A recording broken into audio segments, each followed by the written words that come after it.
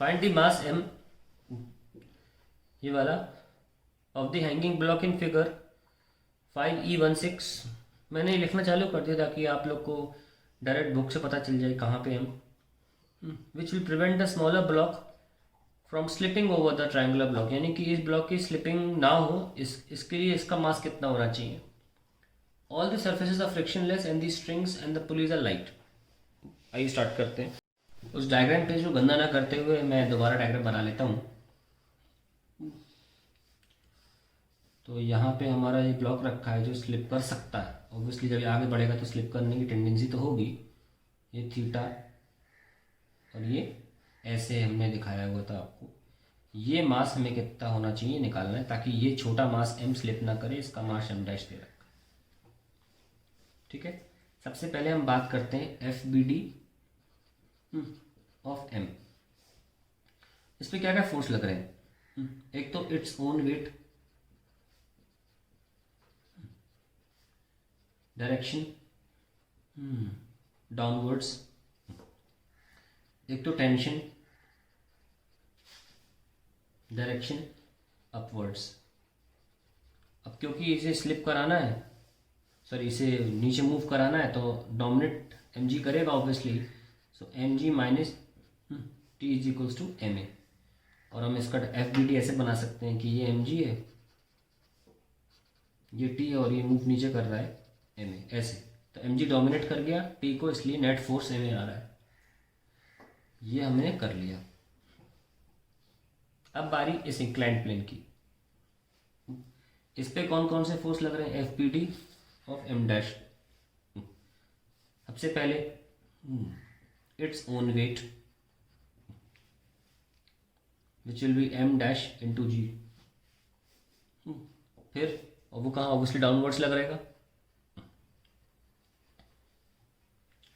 फिर reaction force of small M, है ना, इधर की तरफ। तीसरा फोर्स क्या लग रहा है, टेंशन। डायरेक्शन क्या, फॉरवर्ड। ये तीन फोर्सेस हैं। और ऑब्वियसली रिएक्शन फोर्स के कुछ कंपोनेंट्स होंगे जो हम मार्क करेंगे बाद में, लेकिन मेनली तो फोर्स ही लग रहा है ना। ये फ्रिक्शन इसमें है नहीं। और एक फोर्स और है, रिएक्शन फ्रॉम बॉटम।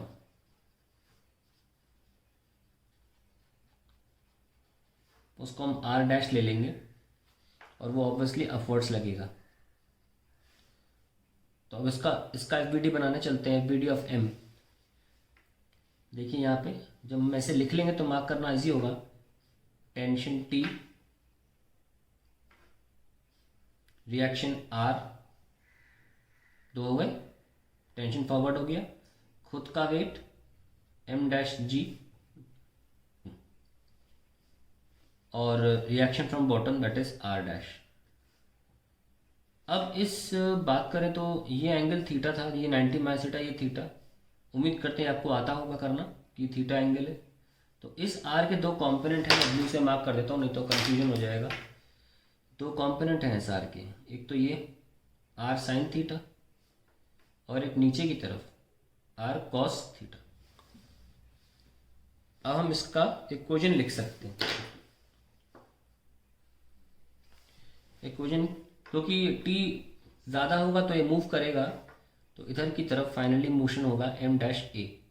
सो यहाँ टी डोमिनेट कर गया, T minus R sine theta is equals to M dash A. और दूसरा जो इक्वेशन लिख सकते हैं, R dash is equals to, क्योंकि उधर ऊपर नीचे तो मूवमेंट नहीं हो रहा ना, तो ऊपर का force should be equal to नीचे का force, that is R cos theta plus M dash ji.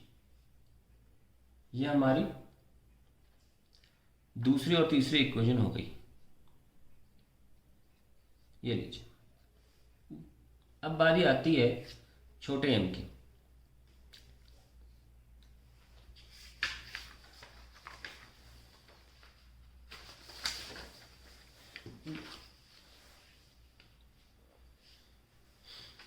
Diagram देख लीजिए प्रॉपरली और देखते हैं कौन कौन से फोर्सेस मार्क कर रहे हैं इस छोटे एम के ऊपर। F B T of m. एक फोर्स तो एक्ट करेगा रिएक्शन ऑफ इंक्लाइंड प्लेन, ठीक है, क्योंकि या फिर आप लिख लेते थे reaction of m inclined plane पर था, तो इंक्लाइंड प्लेन भी तो रिएक्ट करेगा, पहला फोर्स। दूसरा इट्स ओन वेट, ध्यान रखें इसका नाम हमने आर रखा था, इट्स ओन वेट। दूसरा downward the plane, downward the plane, plane के अलोंग यानी along the plane, along the plane. एक ये फोर्स एक्ट करेगा, इधर की तरफ बोल रहा हूँ मैं, अलोंग द प्लेन। और दूसरा चौथा लास्ट में बहुत इंपॉर्टेंट फोर्स है, वो है सूडो फोर्स, जो हम लगा रहे हैं फ्रेम में होने की वजह से। लग नहीं रहा है, हम लगा रहे हैं क्योंकि हम एक्सेलेटेड फ्रेम पर रखा हुआ है, क्योंकि इसको हम ऑब्वियसली एक्सेलरेट करा रहे हैं नीचे के इंक्लाइंड ब्लॉक को, तो ये अगर एक्सेलरेटेड फ्रेम में रखा है तो इस पर सूडो फोर्स तो लगेगा। सूडो फोर्स कहाँ लगेगा? बैकवर्ड्स, जो कि होगा मास इनटू एक्सेलरेशन, क्योंकि ए हमने जो ए लेटर यूज़ किया है वो आगे जाने के लिए इस इंक्लाइंड प्लेन के लिए यूज़ किया है, तो फ्रेम का जो एक्सेलरेशन वो स्मॉल ए है, तो हम जानते हैं सूडो फोर्स का फॉर्मूला क्या होता है, mass of block into pseudo force of the into acceleration of frame. ये चार फोर्सेस छोटे से ब्लॉक पे ऐड करा दीजिए। चलिए देखते हैं, ये आ जाएगा एम जी, और इधर की तरफ आ जाएगा एम जी कॉस थीटा, और इधर की तरफ आ जाएगा M G sine theta. No mark देखिए, reaction along the plane mark कर दिया हमने, reaction of inclined plane sorry वो मार्क नहीं किया, ये आर है, ठीक है। जैसे कि आप देख सकते हैं यहाँ पे ये वाला आर मैंने रिवर्स किया है क्योंकि एक्शन रिएक्शन फोर्स है। अब आता है सूडो फोर्स बिल्कुल बैकवर्ड दिशा में, दैट इज एम ए। तो एक तो यहाँ जाएगा, अगर ये थीटा है तो ये भी थीटा है, एम ए कॉस थीटा, और इसका एक कॉम्पोनेंट इधर होगा plus m a sine theta. Now condition क्या है, क्वेश्चन अब स्टार्ट होता है। कंडीशन है the block m should not move, तो उसके लिए क्या जरूरी है कि ऊपर का जो फोर्स है एम ए कॉस थीटा वो एम जी साइन थीटा के बराबर होना चाहिए। तो ऐसे हमें ए मिल गया जी टैन थीटा। फाइनली पहली जीत हमने हासिल कर ली, हमने ए निकाल लिया। इस कंडीशन के लिए ए जी टैन थीटा होना बहुत ज़रूरी। दूसरी इक्वेशन है अलोंग दिस, तो लिख लिया, अलोंग दिस लिख लीजिए r equals to M g cos theta plus m a sine theta, और आप एम कॉमन ले सकते हैं, तो g cos theta plus a sine theta आपका आंसर आ जाएगा आर का। अब हम नोटिस करते हैं हमें निकालना क्या है। हमें निकालना था वो मास जिससे कि ये बॉडी मूव ना करे, ये थी वो इक्वेशन। हमें ये एम निकालना है। और इस इक्वेशन पर लौटते हैं।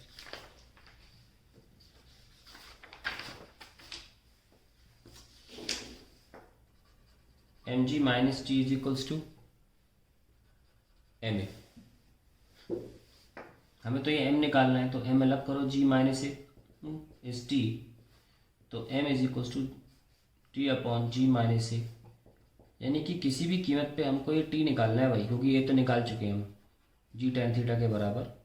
जैसे ही हमारा ये टी निकल के आ जाएगा हमारा आंसर आ जाएगा। तो हम टी वाली इक्वेशन ढूंढेंगे। ये देखो टी वाली इक्वेशन ये रही, ठीक है।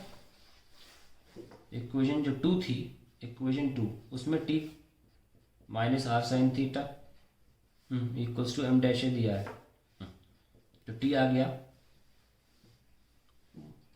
Are sine theta plus M dash A की वैल्यू जी टैन थीटा है। यानी कि अगर हमें टी चाहिए तो हमको आर चाहिए, और आर की इक्वेशन कहाँ है? यानी कि देखो ये इक्वेशन किसी काम की नहीं रही, आर डैश वाली, नॉट रिक्वायर्ड। ये इक्वेशन देखो ये रही आर, हमको आर चाहिए। तो ये न्यूमेरिकल करने का बेहतरीन तरीका होता है हमेशा उल्टा चलो। पूछा था एम, मैं एम पे गया, उल्टा चलता रहा, पता चलता रहा कि मुझे चाहिए क्या। अब मुझे आर चाहिए, और आर मेरे पास क्या है, M into ji cos theta plus a sine theta. आइए इसमें रखते हैं वैल्यू, जी कॉस थीटा, ए की वैल्यू क्या है, जी टैन थीटा ना, खोल के लिखो, टैन थीटा को sine theta by cos theta into sine theta. So we have R equals to M, G भी कॉमन ले लो, अब cos into cos, cos square plus sine square divide by cos theta. So we have M ji by cos theta. लो भाई R आ गया, मक्खन की तरह सॉल्व होता चला जा रहा है।